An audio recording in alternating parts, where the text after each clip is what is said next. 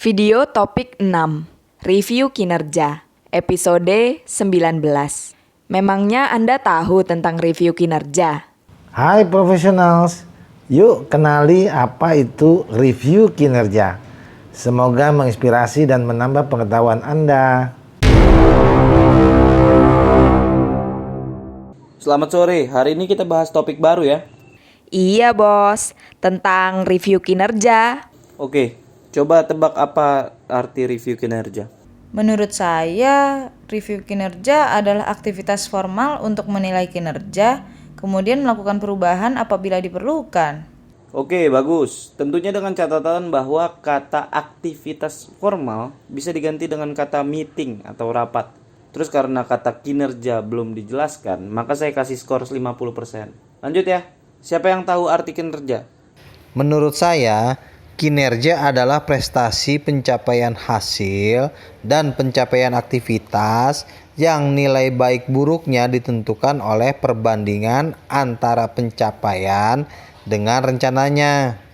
Bagus. Jadi kalian paham ya bahwa review kinerja adalah meeting untuk menilai prestasi pencapaian hasil dan pencapaian aktivitas yang nilai baik buruknya ditentukan oleh perbandingan antara pencapaian dengan rencananya. Kemudian melakukan perubahan apabila diperlukan. Cocok bos, sama dengan yang disampaikan oleh konsultan eksekusi.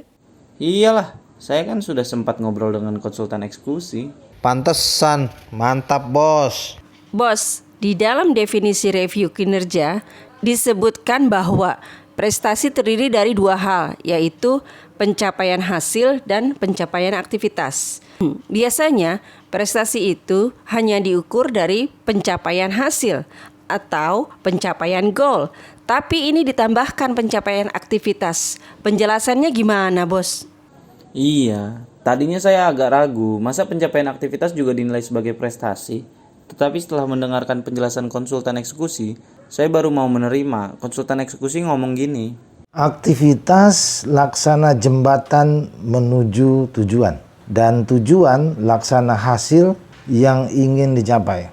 Ilustrasinya adalah tidak akan pernah sampai ke tujuan apabila jembatannya tidak ada, atau tidak akan pernah meraih hasil atau mencapai goal apabila aktivitasnya tidak dilaksanakan. Jadi, jangan menilai prestasi hanya dari pencapaian hasil, tetapi juga menilai pencapaian aktivitasnya. Ilmu selling terbaru yaitu pipeline selling telah menerapkan hal ini. Pipeline selling telah sukses membantu banyak perusahaan menjual produk atau jasanya. Pipeline selling menilai prestasi dari pencapaian aktivitas dan pencapaian hasil penjualan.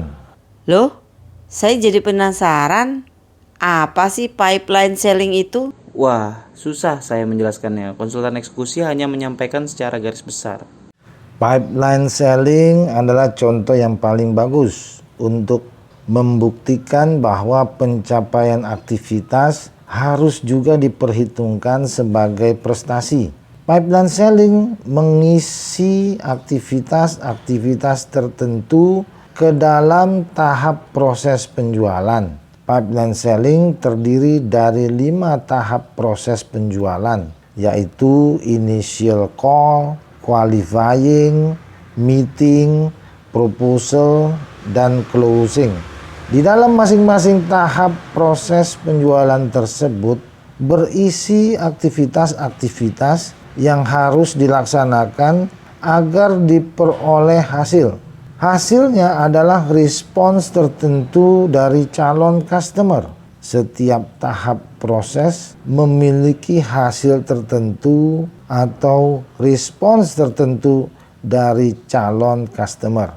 Nah, belajar dari pipeline selling, pencapaian aktivitas tertentu harus dikonversi menjadi pencapaian hasil tertentu.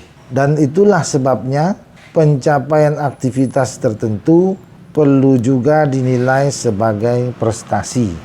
Wah, masuk akal. Iya, kasihan kalau nggak diperhitungkan sebagai prestasi. Sudah capek kerja, nggak dinilai. Menurut saya, pendapat konsultan sangat benar. Banyak sih kejadiannya. Misalnya, seseorang dinilai tidak berprestasi karena pencapaian hasilnya kecil, kemudian diberhentikan. Namun, tidak lama kemudian, setelah orang itu diberhentikan, orang pengganti yang hanya melanjutkan tugas orang yang diberhentikan berhasil mencapai hasil luar biasa. Ini kan membuktikan bahwa seharusnya pencapaian aktivitas orang yang diberhentikan juga diperhitungkan sebagai bagian dari prestasinya. Wah, saya pikir-pikir masuk akal banget. Saya jadi penasaran, seperti apa sih pipeline selling yang dimaksud oleh konsultan eksekusi? Ya sudah, nanti kita belajar lebih detail ke konsultan eksekusi. Bos, siapa saja peserta review kinerja? Menurut konsultan eksekusi, pemimpin dengan timnya. Jadi kalian dengan timnya masing-masing, terus saya dengan kalian. Oke, Bos. Bos, kalau meeting kan ada agendanya. Nah, apa sih agenda review kinerja? Konsultan menyampaikan bahwa review kinerja harus dilaksanakan 1 kali per minggu. Pelaksanaannya harus di depan scoreboard atau dashboard. Agendanya ada 3, yaitu pertama, membacakan bantuan dan pemberdayaan yang telah dilaksanakan minggu lalu. Yang kedua, membacakan pencapaian MIK, pencapaian aktivitas pelaksana, bantuan pemimpin terhadap tim, dan pemberdayaan pemimpin terhadap tim hingga minggu ini. Terakhir, membacakan rencana bantuan dan rencana pemberdayaan tim yang akan dilaksanakan minggu depan. Kemudian, lakukan evaluasi terhadap rencana bantuan dan rencana pemberdayaannya. Loh, kok nggak ada laporan dari masing-masing peserta meeting? Nah, lupa ya? Kan rencana bantuan dan rencana pemberdayaan tim sudah dibuat ketika monitoring tim. Jadi cukup dibacakan saja. Bos, kalau agendanya cuma 3, berarti meetingnya cuma sebentar ya? Betul, meetingnya cuma sebentar saja. Kan eksekusi soal disiplin fokus, berarti meeting hanya membahas hal-hal penting-penting saja.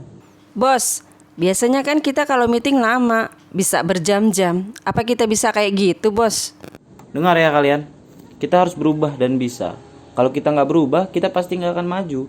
Mumpung ada ilmunya, yaitu eksekusi sempurna, dan ada konsultan eksekusinya yang kompeten. Kita harus manfaatkan itu dengan baik. Itu namanya game changer. Kita harus laksanakan game changer yang kayak gini. Kita harus segera berubah agar bisa bertahan di situasi pandemi COVID-19. Dan kita akan berlari jauh lebih kencang ketika kondisi telah kembali normal. Setuju banget, Bos.